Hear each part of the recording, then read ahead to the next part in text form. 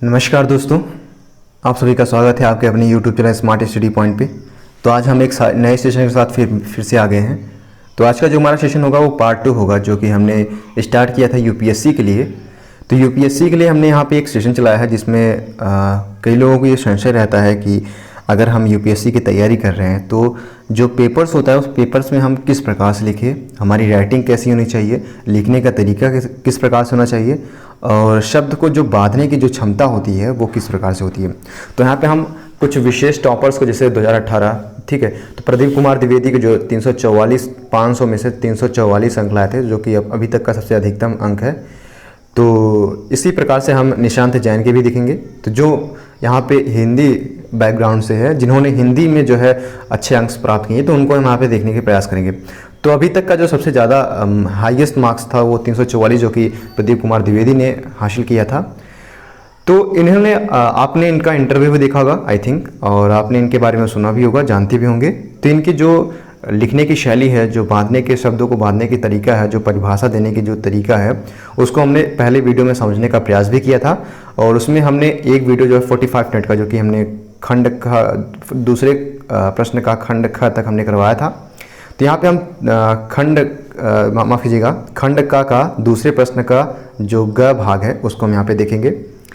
इसी प्रकार से हमारे लगातार सेशन चलता रहेगा। मैं आपको बता दूं कि इन्होंने 10 टेस्ट दिए हैं, जो कि दृष्टि के द विजन IAS पे अपलोड मिल जाएंगे। वहाँ से आप लोग डायरेक्टली वहाँ पे अपलोड जाके या PDF डाउनलोड कर सकते हैं। अदरवाइज़ मैं आपको यहाँ पे PDF भी प्रोवाइड करा दूंगा, लिंक उसका भी प्रोवाइड करा दूंगा, इसकी आपको सोचने की ज़रूरत नहीं है।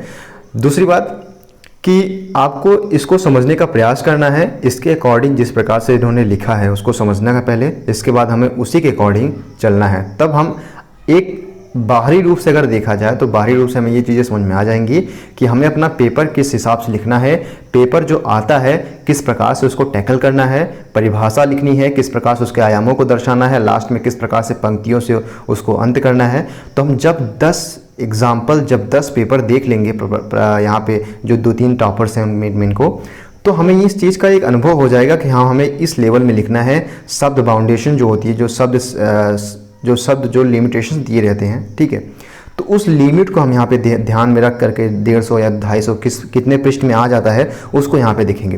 तो आपको एक तो अंदाज़ा लग जाएगा किस प्रकार से परिभाषा दे, दूसरी के शब्द सीमा को किस प्रकार से बांधे, तीसरी कि वर्तनी किस प्रकार से होनी चाहिए विशुद्धतम रूप में, चौथी बात कि आपको एग्ज़ाम में जब बैठते हैं एग्ज़ाम हॉल में तो आपकी राइटिंग कितनी अच्छी होनी चाहिए, राइटिंग किस हिसाब से। हालांकि राइटिंग में बताता हूँ हर बार कि आपको प्लस पॉइंट दिलाएगा अगर आप एग्ज़ाम में बैठते हैं, अगर आपकी राइटिंग अच्छी है, ठीक है, एक्यूरेसी के साथ में। अगर आप प्रश्न को टैकल कर ले रहे हैं उतने समय में, 3 घंटे के अंतर्गत पूरे प्रश्न को सॉल्व कर ले रहे हैं। देखिए यहाँ पे अच्छी बात ये नहीं कि आप 10 प्रश्न करके 10 प्रश्न छोड़ दे रहे हैं। यहाँ पे अच्छी बात है कि आप गलत राइटिंग है, चलिए ठीक है, थोड़ी सी अगर गंदी राइटिंग है तो चलेगी, ठीक है, मैं गंदी नहीं, यहाँ पे शब्द प्रयोग होना चाहिए, यहाँ पे मॉडरेट लेवल की अगर राइटिंग है तो भी चल जाएगी। लेकिन आपका जो एक्यूरेसी है, जो शब्द सीमा जो दी गई है, उसके बंधन में बंध करके अगर आप लोग 19-20 क्वेश्चंस, जो कि 5 क्वेश्चंस के अंदर दिए रहते हैं, आपको अगर सॉल्व कर लेते हैं तो डेफिनेटली आपकी एक्यूरेसी जो है वो सही है। तो उस चीज़ों को हम यहाँ पे विशेष तौर पर ध्यान देंगे। हालांकि हमने पहले वीडियो में डिस्कशन भी किया था, उसको हम यहाँ पे छोड़ेंगे। चलिए स्टार्ट करते हैं आज का सेशन हमारा। देखिए अगला हमारा जो प्रश्न है कि अपभ्रंश के अध्ययन के प्रमुख स्रोतों का उल्लेख करते हुए अपभ्रंश के प्रमुख भेदों पर प्रकाश डालिए। यानी हमें अपभ्रंश के अध्ययन के बारे में बताना है, उसके स्रोत क्या क्या से हैं, और अपभ्रंश के प्रमुख भेदों पर हमें यहाँ पे प्रकाश डालना है। चलिए तो देखिए इन्होंने परिभाषा किस प्रकार से दी। अपभ्रंश जो है वो मध्यकालीन आर्य भाषाओं का 500 ईसा से 1100 ईस्वी तक के बीच में प्रचलित रूप से कहा जाता है, ठीक है। जो अपभ्रंश जो है वो मध्यकालीन आर्य भाषाओं का 500 ईस्वी से 1100 ईस्वी तक के बीच को प्रचलित रूप को कहा जाता है, जिसका शाब्दिक अर्थ है भ्रष्ट भाषा। जिसका शाब्दिक अर्थ क्या है? भ्रष्ट भाषा। छोटी छोटी बातों पर अगर हम ध्यान देंगे तो क्योंकि इसमें हमें करंट अफेयर्स से हमें जोड़ना ही नहीं होता, तो बार बार क्वेश्चंस जो होते हैं घुमा फिरा के वही आते हैं। तो हमें जब एक ऊपर जानकारी मिल जाएगी तो हम इन्हीं शब्दों को कॉपी पेस्ट करके अपने दिमाग में जब हम कॉपी करेंगे तो डेफिनेटली हमारी जो शब्दों की लिखावट होगी वो इसी के हिसाब से होगी, और डेफिनेटली हम बहुत अच्छे मार्क्स गेन कर सकते हैं। प्रैक्टिस पे आपका डिपेंड करता है ओवरऑल, मैं बताऊँ, ठीक है। चलिए तो अब अभी तक हमने क्या पढ़ा कि अपभ्रंश मध्यकालीन आर्य भाषाओं का जो है 500 ईसा से 1100 ईस्वी तक के बीच में प्रचलित रूप को कहा जाता है, जिसका शाब्दिक अर्थ है भ्रष्ट भाषा। अपभ्रंश के अध्ययन हेतु मुख्यतः दो तरह के स्रोत माने गए हैं, एक तो साहित्यिक स्रोत और दूसरा शिलालेख। यानी जो इसका स्रोत हम मानते हैं वो कौन कौन से हैं, एक तो साहित्यिक स्रोत जिसको हम साहित्यिक कहानी कविताओं के माध्यम से, और दूसरा क्या है, शिलालेखों के माध्यम से समझने का प्रयास करते हैं। देखिए साहित्यिक स्रोत में जैन काव्य, सिद्ध साहित्य आदि जो है वो प्रमुख है। कौन कौन से, जैन काव्य, सिद्ध साहित्य वो प्रमुख है। यथा स्वयंभू का रिठनेम चरिव और हेमचंद्र का अपभ्रंश व्याकरण। ठीक है, सिद्ध हेम शब्दानुशासन और सिंधु में जो है, सिद्धों में जो है सरहापा आदि के दोहे एवं चर्यावत इत्यादि जो कि महत्वपूर्ण है। ठीक है, 10वीं देखिए हमने क्या पढ़ा है, हमने क्या पढ़ा कि दो स्रोत बताया गया है कि तो साहित्यिक स्रोत, दूसरा क्या है, शिलालेख। ठीक है, अब हमने क्या पढ़ा है कि जो साहित्यिक स्रोत है जिसमें हम देखते हैं, बात करते हैं, एक जैन काव्य है, एक क्या है, सिद्ध साहित्य तो प्रमुख है। अगर बात की जाए जैसे इसमें जो लिखे हैं इन्होंने, तो स्वयंभू का रिठनेम चरिव और हेमचंद्र का अपभ्रंश व्याकरण जो है इसके उदाहरण है, अपभ्रंश जो है शब्दों के। और सिद्ध हेम शब्दानुशासन और सिद्धों में सरहापा आदि के दोहे जो है यह चर्यावत इत्यादि इसके एग्जाम्पल है। 10वीं से 14वीं शताब्दी में शिलालेख यथा जो है रूमनी देह आदि में भी अपभ्रंश के अंश दिखते हैं। ठीक है, 10 से 14वीं शताब्दी के शिलालेखों में हमें रूमनी देह आदि के अपभ्रंश शब्दों को दिखते हैं यहाँ पे। ठीक है, अपभ्रंश के भेदों पर भाषाविदों तथा आलोचकों में क्या है, विवाद की स्थिति है। ठीक है, जो अपभ्रंश भाषा है उसके भेदों को लेकर के भाषाविदों और आलोचकों में क्या है, विवाद है। एक तरफ जहाँ मार्कंडेय तथा नेमि साधु जैसे विद्वान 3 भेद बताते हुए पूर्वी, पश्चिमी तथा व्राचड़ अपभ्रंश में भाषा का विभाजन करते हैं, तो वहीं सुनीति कुमार चटर्जी जो है जैसे आधुनिक भाषा वैज्ञानिक जो है अपभ्रंश को भाषा की बजाय एक भाषिक विकास की स्थिति मानते हुए प्रत्येक प्राकृतिक के बाद एक अपभ्रंश की व्यवस्था का परियोजना करते हैं। इस प्रकार अपभ्रंश के कुल जो है वो 5 मिलाकर सामने आते हैं। अभी देखिए एक बार प्रयास करते हैं, समझने का प्रयास करते हैं। देखिए जो भेद है उनमें क्या है, जो अपभ्रंश के भेद हैं उनको लेकर के भाषाविदों तथा आलोचकों के बीच में क्या है, विवाद की स्थिति है। एक तरफ हम देखते हैं कि जो मार्कंडेय और नेमि साधु जैसे विद्वान जो हैं उन्होंने भाषा अपभ्रंश को 3 भागों में विभेदित किया है, जो कि पूर्वी, पश्चिमी तथा व्राचड़ अपभ्रंश में विभाजित किया है। ठीक है, जबकि वहीं सुनीति कुमार चटर्जी ने इनको क्या बताया है कि आधुनिक भाषा वैज्ञानिक अपभ्रंश को भाषा की बजाय एक भाषिक विकास की स्थिति मानते हुए प्रत्येक प्राकृति के बाद एक अपभ्रंश की व्यवस्था का परियोजना करते हैं। इस प्रकार अपभ्रंश के कुल 5 रूप थे। इन्होंने क्या कहा है कि प्रत्येक प्राकृतिक भाषा के बाद एक अपभ्रंश व्यवस्था की है। ठीक है, जैसे सौरसेनी प्राकृति के बाद जो है वो सौरसेनी अपभ्रंश भाषा, यहाँ पे इन्होंने कहा कि अपभ्रंश भाषा आ गई। और खश प्राकृति के बाद यह खश अपभ्रंश भाषा आ गई। और अर्धमागधी के बाद अर्धमागधी अपभ्रंश भाषा का विकास हुआ। मागधी प्राकृति में बाद जो है मागधी अपभ्रंश का विकास हुआ। राजस्थानी प्राकृति के बाद राजस्थानी अपभ्रंश का विकास हुआ। इन्हीं भाषिक स्थितियों से वर्तमान हिंदी की उपभाषाओं का विकास माना जाता है।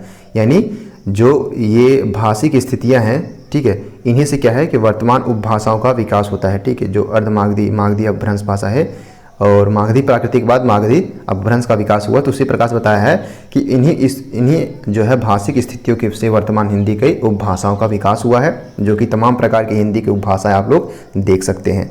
ब्रज भाषा, अवधी, ठीक है, तो वही बताने की कोशिश की गई है भोजपुरी। हालांकि अब यह आम सहमति का विषय है कि पहले अपभ्रंश एक भाषा रही होगी जो राजनीतिक कारणों से विस्तारित होकर विभिन्न भाषाओं के साथ अंतःक्रिया करके अधिक विकास की स्थिति बन गई। ठीक है, यहाँ पर भाषाविद जो हैं वो ये भी मानते हैं, आम सहमति से ये भी सिद्ध हुआ है कि जो अपभ्रंश थी वो पहले एक भाषा के रूप में रही होगी और इस पर कुछ समय बाद राजनीतिक प्रभाव पड़ा होगा, जिसके कारण से जो है ये विस्तारित हुई होगी। और ठीक है, तो ये विभिन्न भाषाओं के साथ क्या हो गई, अंतःक्रिया मतलब इसमें मिल गई होगी और भाषिक विकास की स्थिति बन गई होगी। तो एक बार हम थोड़ा सा इसको हम जल्दी में एक बार फिर से पढ़ लेते हैं। हमने क्या क्या था कि अपभ्रंश के अध्ययन में प्रमुख स्रोतों का उल्लेख करते हुए अपभ्रंश के प्रमुख भेदों पर प्रकाश डालिए। तो हमने पढ़ा कि अपभ्रंश मध्यकालीन आर्य भाषाओं का ईस्वी 500 से 1100 ईस्वी तक के बीच प्रचलित रूप को कहा जाता है, जिसका शाब्दिक अर्थ है भ्रष्ट भाषा। अपभ्रंश के अध्ययन हेतु मुख्यतः दो तरह के स्रोत माने गए हैं, एक तो साहित्यिक स्रोत, दूसरा शिलालेख। साहित्यिक स्रोत में जैन काव्य, सिद्ध साहित्य आदि प्रमुख है, यथा स्वयंभू का ऋट्ठनेम चर्यु और हेमचंद्र का अपभ्रंश व्याकरण। सिद्ध हेम शब्दानुशासन और सिद्धों में सरहपा आदि के दोहे को चर्यावाद इत्यादि जो है इसके एग्जाम्पल है, उदाहरण है। 10वीं से 14वीं शताब्दी में शिलालेखों यथा जैसे उरुमनी देह आदि में भी अपभ्रंश के जो अंश है वो दिखते हैं। अपभ्रंश में भेदों पर भाषाविद तथा आलोचकों में विवाद की स्थिति है। एक तरफ जहां मार्कंडे तथा नेमी साधु जैसे विद्वान 3 भेद बताते हुए पूर्वी पश्चिमी तथा व्राचड़ अपभ्रंश में भाषा का विभाजन करते हैं, तो वहीं सुनीति कुमार चटर्जी जैसे आधुनिक भाषा वैज्ञानिक अपभ्रंश को भाषा की बजाय एक भाषिक विकास की स्थिति मानते हुए प्रत्येक प्राकृत के बाद एक अपभ्रंश की व्यवस्था की परियोजना करते हैं। इस प्रकार अपभ्रंश के कुल 5 रूप को यहाँ पर मिलाकर बताया गया है।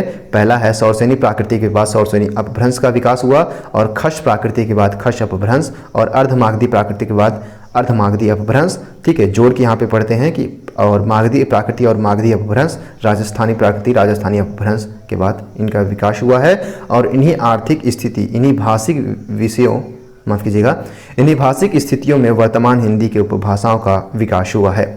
हालांकि अब यह आम सहमति का विषय है कि पहले अपभ्रंश एक भाषा रही होगी जो राजनीतिक कारणों से विस्तारित होकर विभिन्न भाषाओं के साथ अंतःक्रिया करके भाषिक विकास की स्थिति बन गई होगी। अगला देखते हैं कि 4 का यहाँ पे हमारा तीसरा जो है समाप्त होता है। हम 4 का देखते हैं कि पूर्वी हिंदी और पश्चिमी हिंदी के व्याकरणिक भिन्नताओं पर प्रकाश डालिए। यानी आपको पूर्वी हिंदी और पश्चिमी हिंदी में जो व्याकरण के रूप में जो भिन्नता थी उसको यहाँ पे मेनली दर्शाना है। ठीक है, तो हम देखते हैं कि पूर्वी हिंदी और पश्चिमी हिंदी पहले हम यहाँ पे व्याकरण समझेंगे, इसके बाद उसके व्याकरण को समझेंगे। ठीक है, व्याकरणिक रूप से उससे क्या विभिन्नताएं थी, क्या डिफरेंसेस थे, उसको समझने का प्रयास करेंगे। तो देखिए, पूर्वी हिंदी तथा पश्चिमी हिंदी अर्धमागधी तथा सौरसेनी अपभ्रंश से उत्पन्न हिंदी की 2 प्रमुख उपभाषाएं हैं। देखिए, जो पूर्वी हिंदी है तथा पश्चिमी जो हिंदी है वो अर्धमागधी तथा सौरसेनी अपभ्रंश से उत्पन्न हिंदी की 2 प्रमुख उपभाषाएं हैं।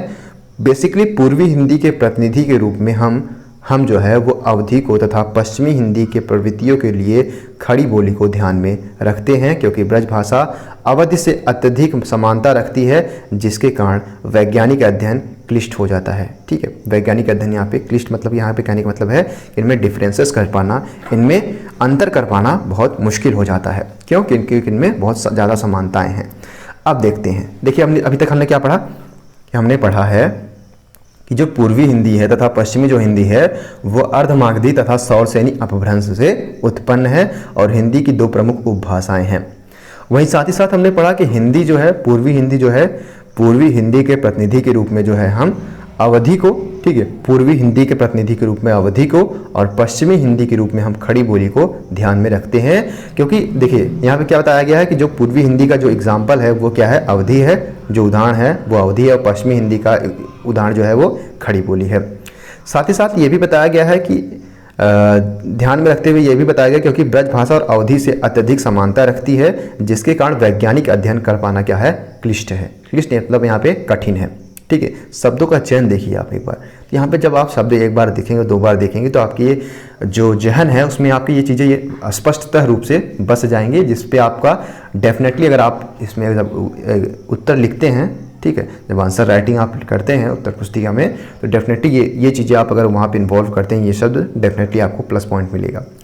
व्याकरणिक भिन्नताएं निम्नांकित है। पहला, परसर्गों का प्रयोग। जैसे पूर्वी हिंदी में क्या होता था, जहां भूतकालीन सकर्मक क्रिया में कर्म के साथ को परसर्ग का प्रयोग होता था, वहीं पश्चिमी हिंदी में किसी परसर्ग का प्रयोग का प्रचलन नहीं था। ठीक है, यहाँ पे बताया गया जैसे कर्ता ने कर्म को कर्ण से संप्रदान के लिए अपादान से, ठीक है, तो वो अलग होने के लिए वो चीज़ें यहाँ पे बताया गया कि परसर्गों का प्रयोग जो होता था वो हिंदी भाषा में उपयोग होता था, जबकि पूर्वी हिंदी में उपयोग होता था, जबकि पश्चिमी हिंदी में इसका प्रयोग नहीं होता था। तो हमने क्या देखा कि परसर्गों का जो प्रयोग पूर्वी हिंदी में जो है वो भूतकालीन सकर्मक क्रिया के रूप में कर्म के साथ जो है को परसर्ग का प्रयोग होता था। वहीं पश्चिमी हिंदी में किसी परसर्ग का प्रयोग नहीं होता था।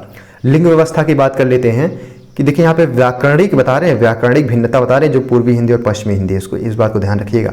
तो लिंग व्यवस्था की बात किया जाए तो पूर्वी हिंदी में नपुंसक लिंग का पूर्णतः अनुपस्थिति थी, जबकि पश्चिमी हिंदी में नपुंसक लिंग को कुछ प्रयोग में देखे जा सकते हैं, जैसे सोने, माफ़ कीजिएगा, सोनो इत्यादि। ठीक है, जो सोनो है ये नपुंसक लिंग है। तो इसमें बताया गया है कि पूर्वी हिंदी में जो है वो नपुंसक लिंग पूर्णतः अनुपस्थित था, जबकि पश्चिमी हिंदी में नपुंसक लिंग के कुछ प्रयोग देखे जा सकते हैं, जैसे सोनो इत्यादि। ठीक है, तो पश्चिमी हिंदी में नपुंसक लिंग का उपयोग होता था। पुनः पूर्वी हिंदी में ईया परसर्ग स्त्रीलिंग बनाने के लिए प्रयुक्त होता था। जो ईया होती थी, जैसे बिटिया हो गई, बहनियाँ हो गई, ठीक, माफ़ कीजिएगा। जैसे यहाँ बताया गया है कि जैसे पूर्वी हिंदी में जो होता था, जो ईया होता था, उसको इस शब्द का प्रयोग किसके रूप में होता था? इस शब्द का प्रयोग जो होता था वो स्त्रीलिंग को बनाने के लिए होता था। जैसे बहन हो गई तो बहनियाँ, ठीक है, ये स्त्रीलिंग हो गया। ठीक है, बहनियाँ स्त्रीलिंग को बनाने के लिए प्रयुक्त होता था। जबकि पश्चिमी हिंदी में ई तथा ईया का परसर्ग का प्रयोग यथा बेटी बेटी बेटा बेटी में होता था। ठीक है, यानी जो जेंडर है, जो लिंग है, उसको चेंज करने के लिए यहाँ पर ई या फिर ईया शब्द का प्रयोग किया जाता था। ठीक है, उसमें क्या होता था? स्त्रीलिंग यहाँ पे प्रदर्शित करने के लिए ईया परसर्ग का जो है स्त्रीलिंग बनाने के लिए प्रयुक्त होता था, जैसे बहन बहनियाँ। ठीक है, जबकि पश्चिमी में क्या होता था? ई और ईया का सर जो प्रयोग होता था वो बेटा बेटी के रूप में अर्थात में होता था। अब वचन व्यवस्था की बात कर लेते हैं, जो कि तीसरा व्याकरणिक यहाँ पे भिन्नता है कि पूर्वी हिंदी में अन का प्रत्यय मतलब जो कि पीछे साइड, किसी शब्द के जब पीछे साइड जोड़ करके उसको कोई अन्य तीसरा, जब कोई शब्द जुड़ करके, जब कोई शब्द किसी शब्द के पीछे जुड़ करके उसमें कोई नई विभिन्नता ला दे, कोई नया शब्द बना दे, तो उसे हम क्या कहते हैं? हमने समझा था, ठीक है, पहले इसको प्रत्यय कहते हैं, और जब वही आगे जुड़ जाए तो उसे हम क्या कहते हैं? उपसर्ग कहते हैं। तो यहाँ पे वचन व्यवस्था के बाद में हम देखें तो पूर्वी हिंदी में अन प्रत्यय का प्रयोग बहुवचन बनाने के लिए किया जाता है, यथा लड़का लड़कन। ठीक है, जो अन है वो क्या है? बहुवचन बनाने के लिए किया जाता है। ठीक है, किसमें? पूर्वी हिंदी में इत्यादि। जबकि पश्चिम हिंदी में क्या है कि ए प्रत्यय तथा जैसे बेटा बेटे, ठीक है, इसमें ए प्रत्यय जो है बहुवचन बनाने के लिए किया जाता है। देखिए, अब इन्होंने बार बार शब्दों की पुनरावृत्ति नहीं की, इस बात को आप ध्यान रखेंगे। जैसे ये भी लिख सकते थे कि उसी प्रकार, ठीक उसी भांति पश्चिमी हिंदी में भी ए का प्रयोग बहुवचन बनाने के लिए होता है। तो ये आपकी जो है ये मेंटेलिटी को दर्शाती कि आपके पास शब्द नहीं है, शब्द की प्रयुक्ति नहीं है, इस प्रकार से आप जो है इस प्रकार से लिख रहे हैं। तो ये चीज़ें अगर आप यहाँ पे कट करते हैं, ये चीज़ें कट करके जैसे लिखते हैं यहाँ पे, जबकि पश्चिमी में हिंदी में ए का प्रत्यय बेटा बेटी यथायथ है। देखिए, छोटे शब्दों में बहुत बड़ी वही बात है, गागर में सागर भरने वाली बात। अगर छोटे शब्दों में आप अपने आप को रिप्रेजेंट कर ले जा रहे हैं, जो पूरी बात जो पूछ रहा है एग्जामिनर, तो डेफिनेटली वो पूरा आपको नंबर देगा। ठीक है, तो पश्चिमी हिंदी में ए का प्रत्यय जो है जैसे बेटा बेटी के स्थान पे किया जाता है, तथा ईया जैसे बिटिया बिटियाँ, ठीक है, बिटियाँ यहाँ पे बहुवचन बनाने के लिए। पूर्वी में जो है न, आधा न पूरा है, न का प्रयोग भी परंपरा है, जैसे सखी सखिन। ठीक है, तो ये पूर्वी हिंदी की।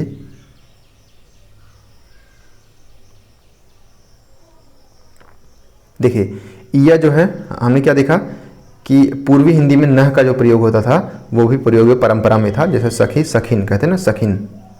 तो अगला हम देखते हैं जो कि विभिन्नता के आधार पर, संज्ञा के आधार पर हम देखते हैं कि पूर्वी हिंदी में संज्ञा के 3 रूप देखने को मिलते हैं, जैसा कि लड़का लड़कवा, ठीक है, और लड़कऊ, माफ़ कीजिएगा, लड़का। ठीक है, यहाँ पे बताने की कोशिश की गई है कि जो पूर्वी हिंदी में जो है संज्ञा के 3 रूप देखने को मिलते हैं, जैसा लड़का लड़कवा और लड़का। ठीक है, जबकि पश्चिमी हिंदी में एक रूप जैसे लड़का ही मिलता है। ठीक है, ये विभिन्नता थी किसके आधार पर? संज्ञा के आधार पर। हमने देखा कि संज्ञा के 3 रूप मिलते थे, जो कि लड़का का आधार देखा जाए, लड़का का देखा जाए तो लड़का लड़कवा और लड़का। ठीक है, जबकि पश्चिमी हिंदी में जो है एक रूप देखने को मिलता था, वो क्या था? लड़का। 5वां विशेषण देखते हैं। विशेषण के आधार पर विभिन्नता जो थी कि पश्चिमी हिंदी में क्या था कि विशेषण लिंग वचनानुसार विकारी है, यथा काले लड़के काली लड़की इत्यादि। यहाँ पर विकारी शब्दों का प्रयोग होता था, जबकि पूर्वी हिंदी में अविकारी शब्दों का प्रयोग होता था। ठीक है, जैसे छोटा लड़का, छोटी बिटिया। ठीक है, यहाँ पे विकारी शब्दों का प्रयोग नहीं होता था पूर्वी हिंदी में, जबकि पूर्वी हिंदी में अविकारी जैसे छोटा लड़का और छोट बिटिया, ठीक है, इत्यादि का प्रयोग होता था। अगला हम देखते हैं कि सर्वनामों के रूप में। तो सर्वनामों के रूप में समानता देखने को मिलती है। जैसे कुछ प्रयोग यहाँ पे बात किया जाए तो जैसे पूर्वी हिंदी में क्या था कि मैं, हौ, मेरा, तू ही, तेरा, ते, वे, ये शब्द प्रयोग होते थे। जबकि पश्चिमी हिंदी में भी मैं, म्हारा, तू, तैरो, विनतय, ठीक है, तिनतय, तो इस प्रकार का यहाँ पे प्रयोग होता था। ठीक है, देखने को मिलता है। तो आई थिंक आपको समझ में आ गया होगा। एक बार इसको हम सरसरी निगाहों से फिर रिवाइज कर लेते हैं, जिससे रिवाइज करने पर क्या होता है कि जो चीज़ें थोड़ा सा यहाँ पे भूल जाते हैं तो वहाँ पे 2 सेकंड का ज़्यादा एक्स्ट्रा टाइम लगता है, लेकिन आपको यहाँ पे डेफिनेटली वो चीज़ें दिमाग में कंठस्थ हो जाएंगे। जैसे पूर्वी हिंदी तथा पश्चिमी हिंदी अर्धमागधी तथा सौरसेनी अपभ्रंश से उत्पन्न हिंदी की 2 प्रमुख उपभाषाएं हैं।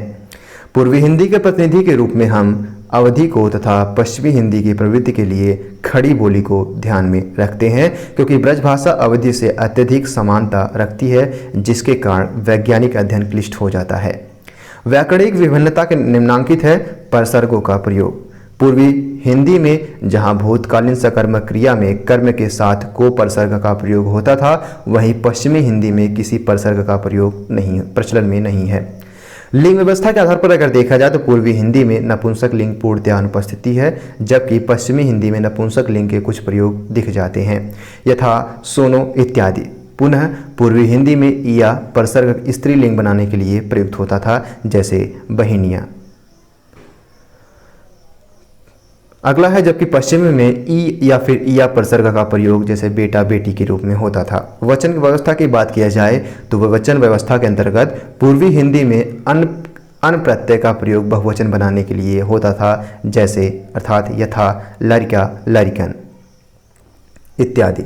जबकि पश्चिमी हिंदी में ए प्रत्यय का जैसा बेटा, बेटे इत्यादि, या, बिटिया, बिटियाँ। पूर्वी में नह का प्रयोग भी परंपरा में था, जैसे सखी, सखिन।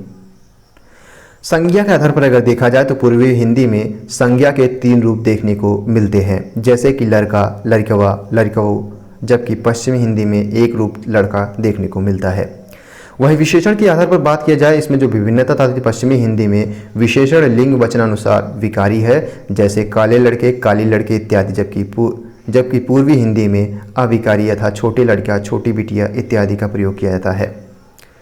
सर्वनामों के आधार पर देखा जाए तो सर्वनामों में रूप समानता को देखने को मिलती है, पर कुछ प्रयोग भिन्न है। जैसे पूर्वी हिंदी में मैं, हौ, मेरा, तू ही, तेरा, ते, वे।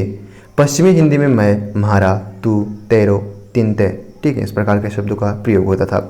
आई थिंक आपको समझ में आ गया होगा।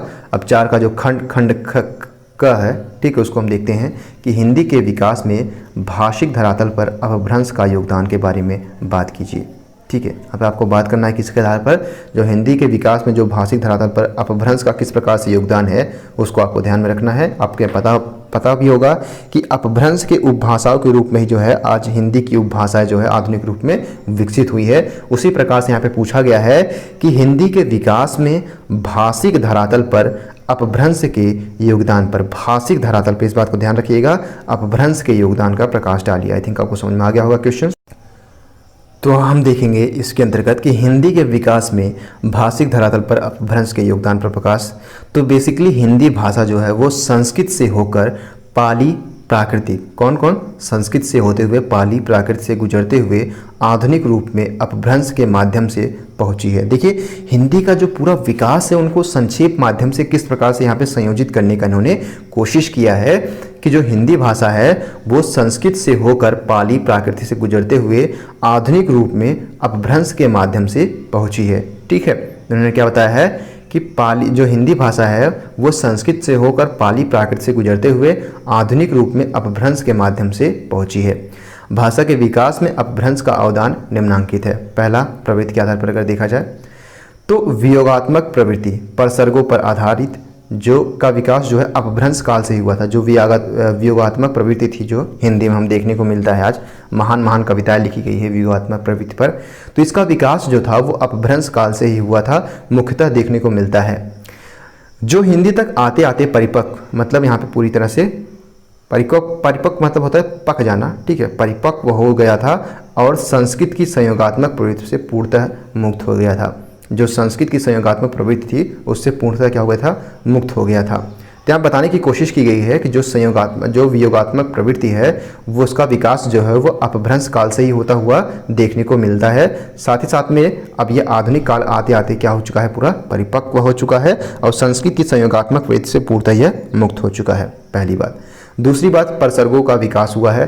कुछ प्रमुख परसर्ग यथा संबंध कारक के लिए को, ठीक है, जैसे हम कारक पढ़ते नहीं, कर्ता ने कर्म को करण से संप्रदान के लिए, वही चीज़ें हमें बताने की कोशिश की गई है कि कुछ प्रमुख परसर्ग जैसे संबंध कारक के लिए को तथा अधिकरण के लिए पर अपभ्रंश से ही विकसित हुए थे। यानी परसर्गों यानी जो कारक थे उनका भी विकास जो है वो अपभ्रंश से के काल से ही होता हुआ चला आ रहा है, ठीक है। विशेषण के आधार पर अगर देखा जाए तो विशेषण जो है वो संख्यावाचक विशेषण मुख्यतः 7, 11 आदि जो है उसका विकास जो है वहीं से हुआ था। ध्वनियों में जो है ढ़ की ध्वनियाँ जो है ह्रस्व और दीर्घ में री तथा री, ल में री की मात्रा री तथा दीर्घ में यहाँ पे देखिए, थोड़ा सा देख लेते हैं एक बार, तो री तथा दीर्घ में त्रट का लोप हुआ है, ठीक है, तथा ह्रस्व त्रिट री ई अ उ ए में प्रयोग अपभ्रंश काल से ही शुरू हो गया था तथा जो आज तक प्रचलित है।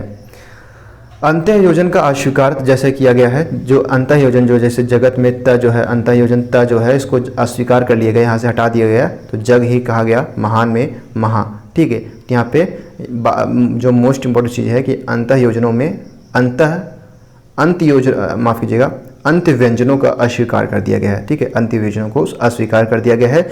अतिपूरक दीर्घीकरण की प्रवृत्ति यहाँ पे विकसित हुई है, ठीक है, जैसे कर्म से कम हुआ और कम से काम की यहाँ पे आधुनिक काल में विकास होता चला गया। अगला जो 7वां है कि महाप्राण व्यंजनों के स्थान पर ह का प्रयोग हुआ है, जैसे दधि को दही, ध के स्थान पर ह के स्थान यहाँ पे प्रयोग हुआ है। यहाँ पे बताया गया है कि महाप्राण जो व्यंजन थे उनके स्थान पर हा का प्रयोग हुआ है, जैसे दधि को दही बना दिया गया।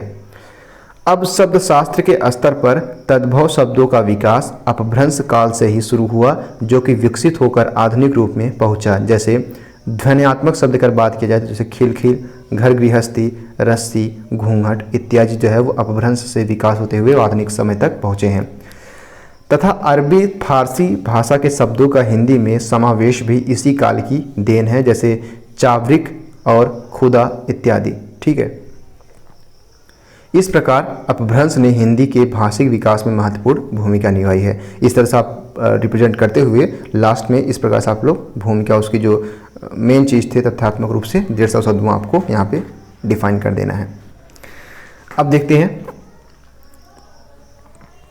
कि क्या क्या अभी तक हमने पढ़ा कि हिंदी के विकास में भाषिक धरातल पर अपभ्रंश के योगदान पर प्रकाश डालना था हमें। तो हमने देखा कि हिंदी भाषा संस्कृत से होते हुए, एक बार यहाँ पर रिवाइज कर लेने हैं, संस्कृत से होकर पाली प्राकृतिक से गुजरते हुए आधुनिक रूप में अपभ्रंश के माध्यम से पहुँची है और भाषा के विकास में अपभ्रंश का अवदान निम्नांकित है। जैसे प्रवृत्ति के आधार पर अगर देखा जाए तो वियोगात्मक प्रवृत्ति में परसर्गों पर आधारित जो है का विकास जो है वो अपभ्रंश काल से ही मुख्यतः देखने को मिलता है, जो हिंदी तक आते आते परिपक्व हो गया और संस्कृत की संयोगात्मक प्रवृत्ति से पूर्णतः मुक्त हो गया। दूसरा हमने देखा कि परसर्गों का विकास, कुछ प्रमुख परसर्ग जैसे संबंध कारक के लिए को तथा अधिकरण के लिए पर अपभ्रंश से ही विकसित हुए हैं। विशेषण में हमने देखा कि संख्यावाचक विशेषण मुख्यतः 7, 11 इत्यादि का विकास हो गया था इसी काल में। और ध्वनियों में ढ़ की ध्वनियाँ ह्रस्व तथा दीर्घ में री तथा दीर्घ में त्रिट, ठीक है, त्रट जो है शब्द का लोप हुआ था। अब ह्रस्व त्रट का री ई अ उ ए का प्रयोग अपभ्रंश काल से ही शुरू हो गया था, जो आज तक प्रचलित है। अंत्य व्यंजनों का अस्वीकार कर दिया गया, जैसे जगत को जग कर दिया गया, महान को न महा कर दिया गया। अतिपूरक दीर्घीकरण का प्रवृत्ति यहाँ पे जैसे बताया गया कि यहाँ पे दीर्घीकरण शब्दों का दीर्घीकरण हुआ, जैसे कर्म से कम हुआ फिर काम हो गया। महाप्राण व्यंजनों के स्थान पर ह का शब्द का प्रयोग हुआ, जैसे दधि को दही कह दिया गया, ठीक है। शब्द शास्त्र के स्थान पर तद्भव शब्दों का विकास अपभ्रंश काल से ही शुरू हुआ, जो कि विकसित होकर आधुनिक काल के रूप में पहुंचा। जैसे ध्वन्यात्मक शब्द अगर बात किया जाए तो जैसे जो बताया गया है कि जो तद्भव शब्दों का जो विकास हुआ था वो अपभ्रंश काल से ही विकसित हुआ। जैसे खिलखिल, घर गृहस्थी और ये सब, रस्सी, घूंघट, ये सब अपभ्रंश तद्भव शब्द हैं जिनका विकास भी अपभ्रंश काल से ही हुआ था। तथा अरबी फारसी भाषा के शब्दों का हिंदी में समावेश भी इसी काल की देन है, जैसे चावरिक, खुदा इत्यादि। ठीक है, इस प्रकार हम कह सकते हैं कि अपभ्रंश ने हिंदी के अधिक विकास, भाषिक विकास में महत्वपूर्ण भूमिका निभाई है। अब हम अगला देखते हैं। अपना अगला हमारा है कि छत्तीसगढ़ी बोली का परिचय दीजिए। तो छत्तीसगढ़ी बोली के परिचय के अंतर्गत हम देखेंगे कि छत्तीसगढ़ी पूर्वी हिंदी उपभाषा वर्ग की छत्तीसगढ़ प्रदेश में, आपको पता होगा छत्तीसगढ़ की राजधानी क्या है, रायपुर। तो छत्तीसगढ़ी पूर्वी हिंदी उपभाषा वर्ग की छत्तीसगढ़ी प्रदेश में प्रयुक्त रायपुर, बिलासपुर इत्यादि बोली है, जिसकी प्रमुख भाषिक विशेषता निम्नांकित है। ठीक है, तो बेसिकली हमने इसके अंतर्गत, हमने परिभाषा के अंतर्गत हमने क्या देखा कि जो छत्तीसगढ़ी पूर्वी जो है, छत्तीसगढ़ी जो भाषा है वो पूर्वी हिंदी उपभाषा वर्ग की छत्तीसगढ़ी प्रदेश में प्रयुक्त होती है। ठीक है, ये पूर्वी हिंदी उपभाषा वर्ग की भाषा है जो छत्तीसगढ़ी प्रदेश में प्रयुक्त होती है, जो कि रायपुर, बिलासपुर इसके अंतर्गत क्षेत्र आते हैं, बोली जाती है। जिसकी प्रमुख भाषी विशेषताएं अगर बात की जाए तो ड़ के स्थान पर र का तथा स के स्थान पर छ का प्रयोग होता है। ठीक है, जैसे सीता के स्थान पर क्या होता है, छीता, छीता। ठीक है, और यहाँ पे स के स्थान पर छ का प्रयोग हुआ है, और लड़का के स्थान पर, ड़ के स्थान पर र, नहीं लड़का। ठीक है, अगला देखते हैं कि ड़ के प्रयोग अनुपस्थिति है तथा व का ब के रूप में प्रयोग होता है। इन्होंने इसका एग्जाम्पल नहीं दिया है, आपको एक बार एग्जाम्पल देख लेना है कि ड़ के प्रयोग की अनुपस्थिति में, देखिए यहाँ पे ड़ का प्रयोग जो है अनुपस्थित है, यानी ड़ का प्रयोग नहीं होता है, ट ठ ड ढ बड़ा। ठीक है, और व के स्थान पर ब का प्रयोग होता है। ठीक है, वृक्ष नहीं कहेंगे, वृक्ष कहेंगे, वृक्ष। ठीक है, दो शब्दों को मिश्रित कर महाप्राणीकरण की प्रवृत्ति देखने को मिलती है, जैसे कि करते हैं, की करते हैं, यहाँ पे करेंगे करत्थन। ठीक है, करत्थन। व्यंजनों के द्वितीय कर्ण की प्रवृत्ति भी कहीं कहीं दर्शित होती है। जो व्यंजन होते हैं उनके द्वितीय कर्ण की प्रवृत्ति भी यहाँ पर छत्तीसगढ़ी भाषा में प्रदर्शित होती है। साथ ही साथ में महाप्राणीकरण की प्रवृत्ति समान रूप से दिखती है। ठीक है, महाप्राणीकरण प्रवृत्ति की समान रूप से यहाँ पे दिखती है। छत्तीसगढ़ी में देशज शब्दों का प्रयोग प्रचुरता से देखने को मिलता है। यहाँ पे बहुत विशेष तौर पर इन्होंने इस शब्द के बारे में आई थिंक नहीं जानते थे। ठीक है, जहाँ तक मुझे लगता है, क्योंकि इसमें शब्दों का प्रयोग बहुत कम हुआ है। तो हालांकि यहाँ पे इन्होंने जितना भी लिखा है, इसलिए कहा जाता है कि हिंदी एक ऐसा शब्द है जिसमें आप शब्दों के माध्यम से अगर आपको क्वेश्चंस का आंसर नहीं आता तब भी उसको आप आंसर लिख सकते हैं, इतनी प्रवृत्ति होती है हिंदी में। तो वही चीज़ें दर्शाने की कोशिश की गई है।